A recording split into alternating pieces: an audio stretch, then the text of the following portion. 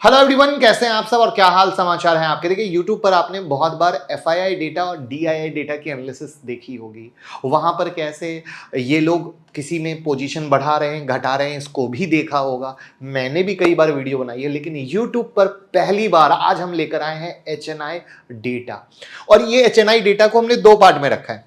पहला पार्ट जहां पर एक क्वार्टर को हमने पकड़ के ये दिखाया कि जब ये पोजीशन बनाते हैं तो वहां पर कितना रिटर्न मिलता है, और वहीं पर एक दूसरा क्वार्टर जहां पर इन्होंने अभी पोजीशन बनाई है, तो शायद आपको हेल्प मिले कि शायद उस स्टॉक में भी रिटर्न मिले तो आप कमा सकते हैं। तो ये यूट्यूब पर पहली बार हो रहा है, तो पहली बार आए तो चैनल को सब्सक्राइब कर लीजिएगा। और ये फिनोविंग्स हमारा नया चैनल है जहां पर हम फाइनेंस की लर्निंग दे रहे हैं।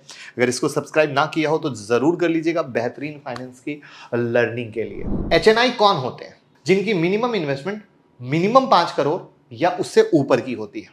और यहां पर एक डेटा हम लेकर आए हैं 2019 से लेकर 2023 का, जहां पर किस तरीके से एचएनआई इन्वेस्टर बढ़े हैं। लेकिन यहां पर अगर आप देखेंगे तो वैल्यू थोड़ा सा 2023 में इनका डाउन हुआ है, but number of HNI share holder जो हैं वो बहुत तेजी से बढ़े हैं, 3.10 लाख।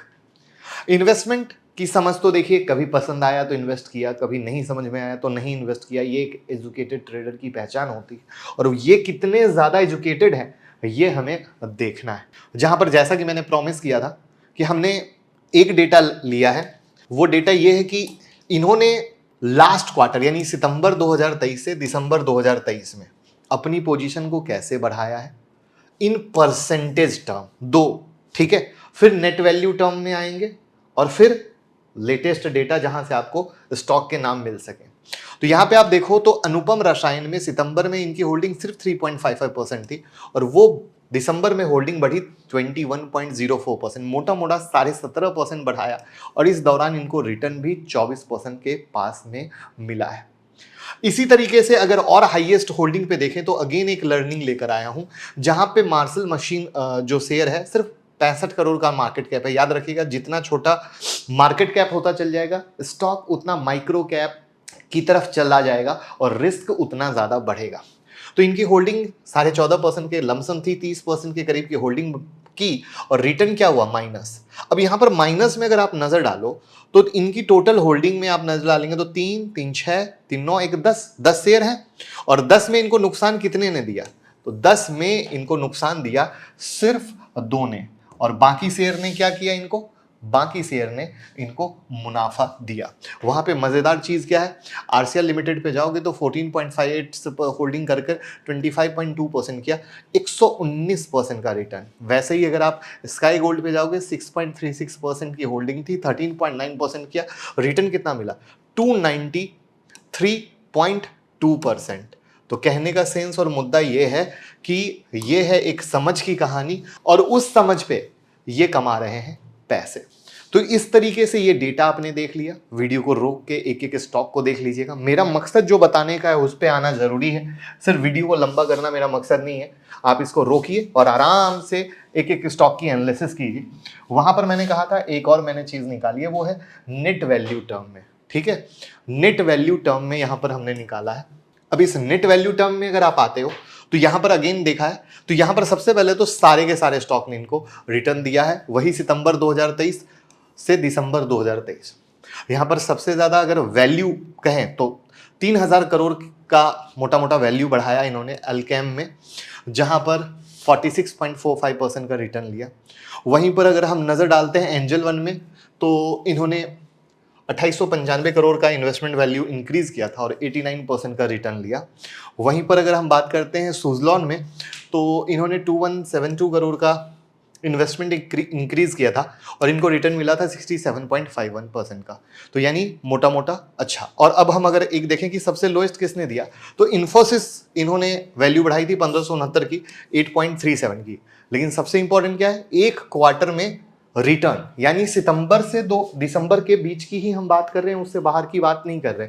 तो अगेन आप इसको रोकिएगा और इसको चेक करने की कोशिश कीजिएगा कि इनका थॉट प्रोसेस क्या था, आपका थॉट प्रोसेस क्या है।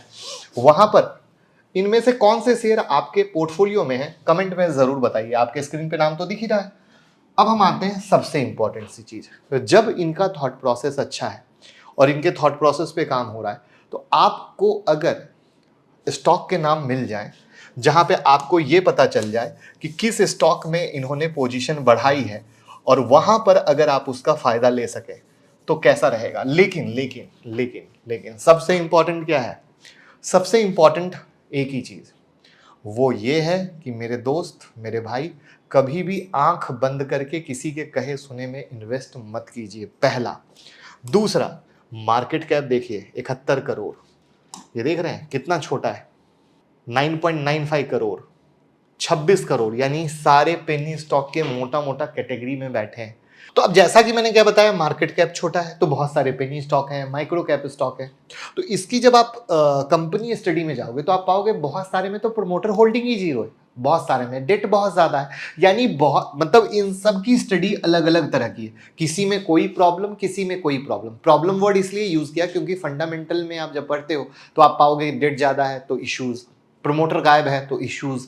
तो यही वर्ड मैंने शुरू में बताने की कोशिश की कि ये एचएनआई इतने आसान नहीं होते हैं, इनको कहीं ना कहीं तोड़ पता चला है। तोड़ यानी कंपनी के साथ कैसे समझना है, बैठना है, बात करना है, कहानी को समझना है, और तब ये इन्वेस्ट होते। तो मेरे लिए आपको ये नया नजरिया देना जरूरी था कि कैसे एचएनआई मोटा पैसा कमा रहे हैं, बट कंपनी को समझ के, कंपनी के साथ डिटेल में जाकर। वहां पर मैं तो चाहूंगा कि आप एज होमवर्क के तौर पे इसको रखो और अगले क्वार्टर में जरूर चेक करो कि इसने क्या रिटर्न दिया, तब आएगा मजा। तो ये थी मेरी लर्निंग, आपको कैसी लगी कमेंट में जरूर बताइएगा और लोगों के साथ शेयर कीजिए जिससे कि एक विजन मिले, मार्केट कैसे देखते हैं, कैसे सोचते हैं। सिर्फ पेनी स्टॉक में पैसा नहीं लगाते, क्योंकि हम कभी भी आपको एडवाइस नहीं देते कि पेनी स्टॉक हो या कोई भी स्टॉक, कोई बोले कभी पैसा मत लगाइए जब तक कि आपको खुद की समझ ना हो, खुद का आइडिया ना हो। तो सेम स्टोरी, हमारा यहाँ बताने का मकसद ये नहीं था कि आप इसमें इन्वेस्ट करें, हमारा मकसद था कैसे एचएनआई सोच रहे हैं, क्या कर रहे हैं, उस चीज को आप जाने, समझें और करें। तो थैंक यू सो मच।